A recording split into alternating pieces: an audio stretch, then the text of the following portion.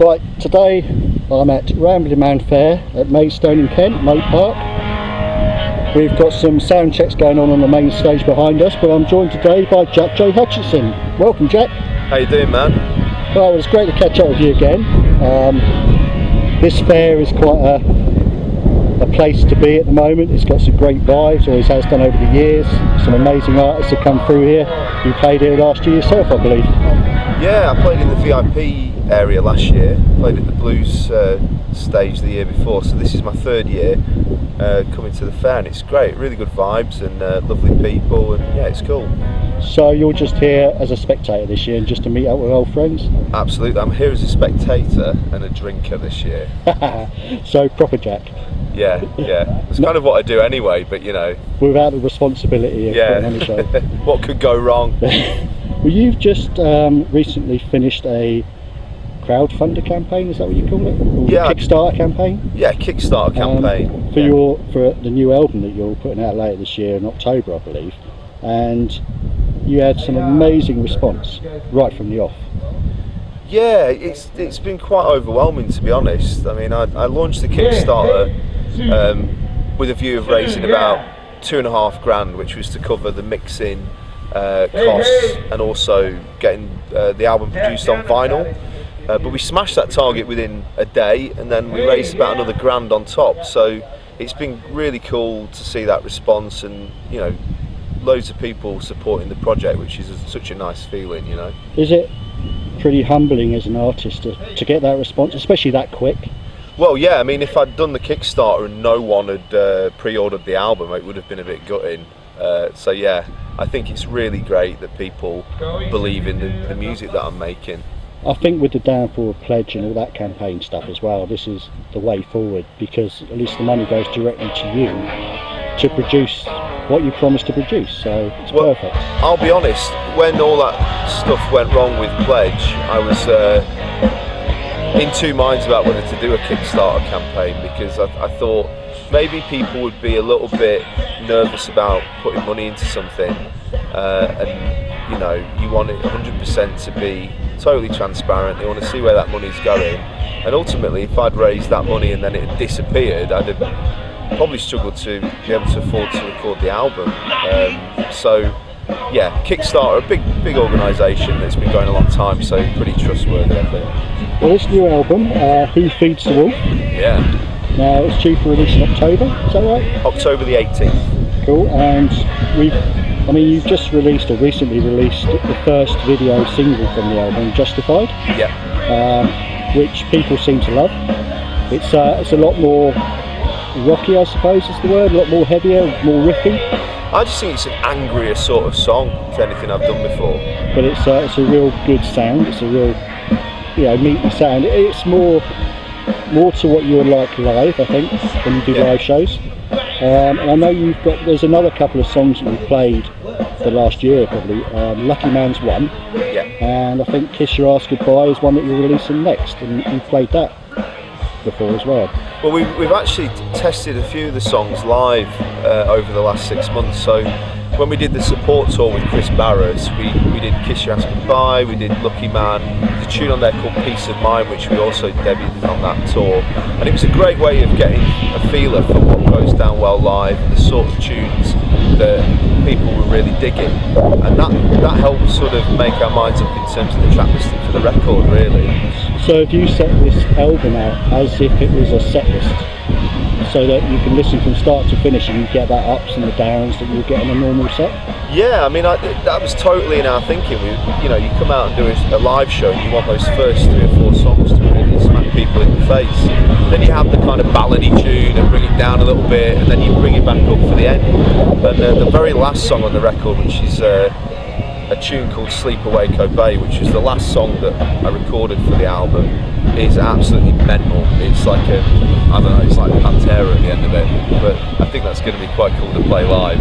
Is that one of those where you'll come back and just 10 minutes and just go for it? So one of those songs? Yeah, well, most of our songs are like that true. anyway. But yeah, I think I play live very differently to the way I've recorded albums previously, and part of my thinking with this was to try and capture that energy and that kind of character that you have in a live performance. So I think I've not achieved that so far, and on the train to Ramblin Man this morning I've been listening to some of the final mixes for the record, and it sounds cool. I mean, obviously I'm biased, but I think that it sounds really big. It sounds... Yeah, what's this shit I'm listening to? I like this. But yeah, it sounds like I've always wanted to make a record like this that is a badass record, start to finish. Lots of big choruses, lots of harmonies, lots of great guitar, and I think I've achieved it. I mean, going by just listening to Justify and watching that video, to me that does come across like a live feed from you. You know, that's how. So if the album is like that, then that's going to be fantastic. I can't wait to hear it. I can't wait to see it played live. That part is your album launch. Yeah, on the 22nd of October. So that's obviously where it starts. Is that's when the album's released as well? Is that right? It's the 18th of October when it's sort of distributed. It's about a week after. And then it's a couple of days after that. So, you know, it comes out on the 18th and we've got 4 days then to learn it all. So I take it this is the first album as well though that you had help writing from Felipe and Lars as well, is that correct? Yeah, I mean, those guys came on board when I did a tour of Spain just over a year ago, and essentially came on board as session players because I needed a band to do this tour. But we really hit it off. Those guys have really pushed me to make a record, I think, better than I would have done without them. And Lars is a difficult man to please, so I provide songs to him and he goes, this isn't good enough, so you go away and improve it or provide him with, you know, with other stuff. And it's been really exciting to have that level of creativity involved as well. It's, I've just not really had it before. I've played with some great guys in different bands, but these guys are my mates as well as brilliant musicians. I think there's a wonderful rapport with those as well, like you say, the mates, and on stage it shows you're having fun. Yeah. And you can't fake that. So people know when you guys are having fun. Felipe's off doing his thing on the drums and Lars is just going crazy with the bass and you're just doing your thing. And it's just, I think it works. It's a fantastic mix of characters. I mean, the only negative side is that they both snore loads, so when we're on tour I do want to kill them after like 3 days because it's just insane the amount of snoring that goes on when we're trying to get some kit. But just keep the tour date short. Yeah, but they're really cool and we have a laugh, and that's what it should be like in a band. It shouldn't be miserable. It should be good vibe all the time, really. I think it's a similar character. I mean, especially Felipe, he seems to like a drink, and Lars is downing and stuff like this. It seems like sometimes the music, yeah, we could get around to that in a bit. Let's just enjoy ourselves first. Well, to be honest, I think Felipe, he sort of had this rock and roll period for about 3 months, and he's settled down a bit now, and he's taking it a bit more. Well, I don't know. He's looking after himself a bit more, which I think is important as a drummer. So he's gone to Guinness Drinkers Anonymous, is he? He's now on the innocent smoothies. Oh, that's fantastic. I mean, I can't wait. I mean, are you touring before that? Are you supporting any bands this summer or doing any more festivals? Well, we're going to Brazil on tour at the start of September. We're doing 3 weeks in Brazil. And this is Felipe's home country? It is, yeah. And that's something that I never thought I'd do. I mean, it's going to be great to go to Brazil. And then we come back and we're doing a couple of weeks in Spain again. Then I've got a date in France. We've got some festivals coming up in Switzerland, Germany. So there's loads going on. So and we've got a UK tour that we're planning for March 2020. So you're going to keep you busy. You've also got some of the other projects you do, the Hutchinson Ross Theory, the RHR. Yeah. I know you guys are writing a new album for next year. Well, we're actually going to disappear to Wales shortly and do a Led Zeppelin 3 and record some stuff up there. But we've got an album that we recorded a couple of months ago, which is totally different to the first one. That is like psychedelic jamming for an hour. The original record was 5 hours, and we managed to edit out the rubbish and get an hour of it. But that should be interesting. People are going to hate it, but you know, we won't. Well, I don't think they will, because I think when you, obviously it's 3 individuals, the original Mahogany Drift. You had 3 songs from 3 different, 3 of you. Yeah. And then obviously a collective for Mahogany Drift itself. But like you say, this one you've all had input on writing. Yeah. Obviously the music. So I'm looking forward, because I know when you guys get on stage and you jam and you do like your covers and stuff like that, it's just phenomenal. It's just fantastic vibe, you know.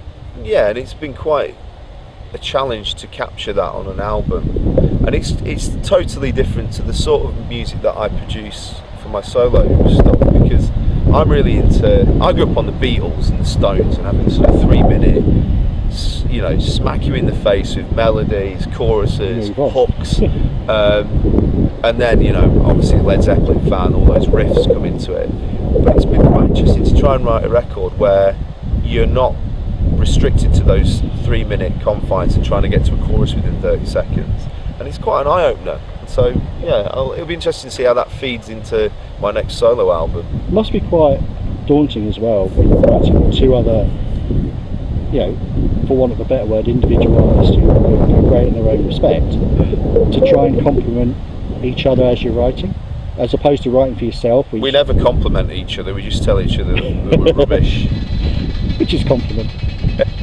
No, obviously Mike and Troy are great musicians and cool guys in their own right, so there is that challenge. But it's like what I said about getting Lazarus and Felipe on board. It makes you raise your game, and up until the last 12 months, you know, I never really had anyone say no to me. So I write songs, and I obviously tell myself that each song is amazing.